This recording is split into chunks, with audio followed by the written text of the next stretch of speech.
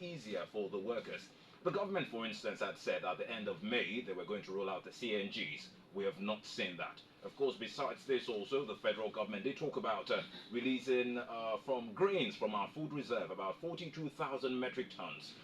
How much of an impact did that have on the prices of grains in the market?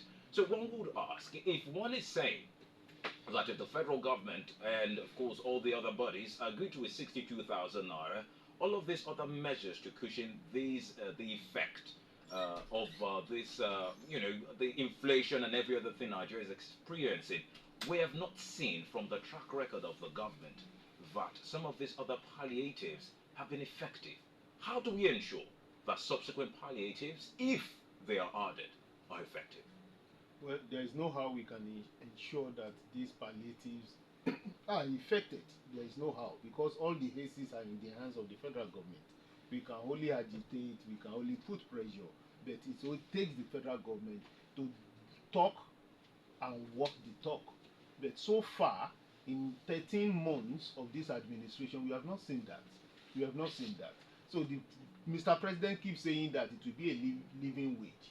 It will be end to what was it? How it was described. They said it's going to be a living wage. But so far, what they are proposing is not a living wage. I said, just go buy a loaf of bread. Give us our daily bread. If you get one loaf of bread, at least you will use something to eat the bread plus butter now. So you're talking about 2,000 naira for one person, a day. So if you have a family person and you're still going to consider transportation, you're going to consider, accommodation, consider other things. That's just for feeding. So it is not realistic. Sincerely, it is not realistic. I understand what the employers associations are saying, what the manufacturers and other private sector are saying. But the truth is, what is on ground now, the reality on ground now, anything less than 100,000 is not realistic to take home. It's not. Like ASU used to say that their salary was not enough to take their take-home salary was not enough to take them home. Let's consider that labors. Let's break it down. If you have to look at it daily, what are you proposing that a worker takes as wage per day? Then you now look it at a month and look at the indices and all the factors presently in Nigeria. It is not realistic. Should we consider states who can't even afford a 30,000 naira minimum wage currently as not being viable, as it were? I think the federal government need to do special audits, or even the labor.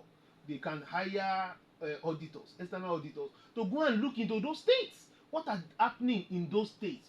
Why can't they afford it? Because they must make some of these things open. Let everybody judge. Okay, this state cannot do it. For instance, Kogi State, a state Kogi is not saying that he has started paying. No, I'm saying that the past administration, where the governor was being alleged to have stolen 80 something billion, and some people from that state are still demonstrating to protect and defend the governor, and that's a state that could not even pay the minimum wage. Let's take reactions. 0909 1111 059 080 7777 1059 or 080 3232 1059. Good morning.